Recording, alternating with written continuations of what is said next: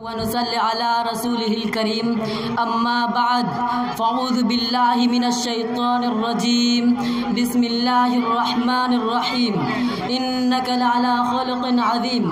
محترم بزرگوں اور دینی بھائیوں، السلام علیکم ورحمۃ اللہ وبرکاتہ۔ ابھی میں نے آپ کے سامنے کلام پاک کی تلاوت کی ہے، جس میں اللہ عز و جل نے حضور اکرم صلی اللہ علیہ وسلم کی ایک وصف کا بیان کیا ہے کہ اے محبوب صلی اللہ علیہ وسلم، ہم نے آپ کو بلند اخلاق کا پیکر بنا کر بھیجا ہے۔ چنانچہ حضور پاک صلی اللہ علیہ وسلم کے آیات طیبہ میں اعلیٰ ترین اخلاق کے نمونے ملتے ہیں۔ آپ صلی اللہ علیہ وسلم کا یہ عالم تھا کہ کوئی آپ کو گالی دیتا تو آپ اس کو دعائیں دیتے، کوئی برا بھلا کہتا تو مسکرا کر گزر جاتے اور اس کو برا بھلا نہیں کہتے۔ ایک مرتبہ آپ صلی اللہ علیہ وسلم طائف تشریف لے گئے کہ وہاں کے لوگوں کو ایک اللہ کی عبادت دیے۔ آپ کا پیغام سن کر وہاں کے سردار بکھر گئے اور بے رخی و ترشنوئی سے پیش آئے۔ جب آپ صلی اللہ علیہ وسلم واپس ہونے لگے تو شریر اور بدمعاش بچوں کو پیچھے لگا دیا۔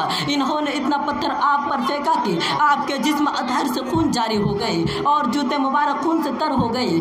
آپ صلی اللہ علیہ وسلم ڈھال ہو کر ایک باغ میں بیٹھ گئے۔ اللہ کی رحمت کو جوش آیا اور ایک فرشتہ آپ صلی اللہ علیہ وسلم کی خدمت میں حاضر ہوا۔ کہا کہ آپ اگر حکم دے تو دونوں جانب کے پہاڑوں کو ملا دوں اور یہ سب بستی والے اسی میں پھنس جائے، مگر قربان جائے اپنے آقا صلی اللہ علیہ وسلم نے اعلیٰ اخلاق کیے کہ آپ نے فرمایا کہ مجھے پہچانتے نہیں، ورنہ ایسا نہ کرتے۔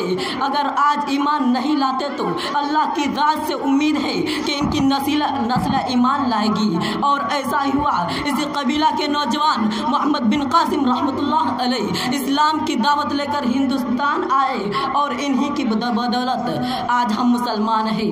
الہی رحم کر کے سارے طائف کی مکینوں پر، الہی رحم کر کے سارے طائف کی مکینوں پر، الہی پھول برسا پتھر والی زمینوں پر۔ جہالت ہی نے رکھا ہے صداقت کے خلاف ان کو، بیچارے بے خبر انجام ہے، کر دے معاف ان کو۔ اسی طرح ایک بڑھیا کا واقعہ ہے۔ روزانہ آپ صلی اللہ علیہ وسلم کے اوپر کوڑا کرکٹ پھینک دیتی تھی، مگر آپ صلی اللہ علیہ وسلم کچھ نہیں کہتے تھے اور خاموشی سے گزر جاتے تھے۔ ایک دن وہ بیمار پڑ گئی تو آپ صلی اللہ علیہ وسلم نے خود اس کے بارے میں دریافت کیا۔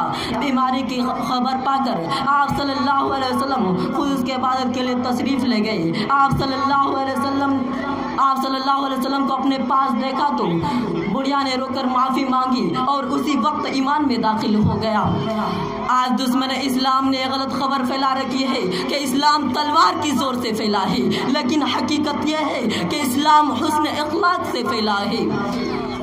ایک حدیث میں اپنے آقا صلی اللہ علیہ وسلم نے فرمایا کہ مفلس وہ نہیں ہے جس کے پاس روپیہ پیسہ اور مال دولت نہ ہو، بلکہ مفلس وہ ہے جو قیامت کے دن بہت ساری نمازیں، روزے، زکوٰۃ، حج، تلاوت اور تسبیح کا ذخیرہ لے کر حاضر ہوگا، مگر کسی کو گالی دی ہوگی، کسی کا حق دبایا ہوگا، اس نے جو لوگوں کا حق مارا تھا ان سب کے بدلے ان کو نیک اعمال دیے جائیں گے، یہاں تک کہ ان کی تمام نیکیاں ختم ہو جائے گی۔ یہ حدیث ہم کو اس بات کی طرف متوجہ کرتے ہیں کہ ہم بندوں کے حقوق کا اور اپنے اخلاق و معاملات کا بہت زیادہ خیال رکھنی چاہیے اور اپنی ذات سے کسی کو تکلیف نہ پہنچنے دے۔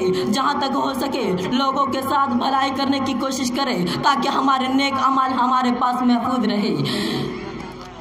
میں انہی چاندہ پر اپنے تقریر کو ختم کرنے چاہ رہا ہوں۔ وآخر الدعوانا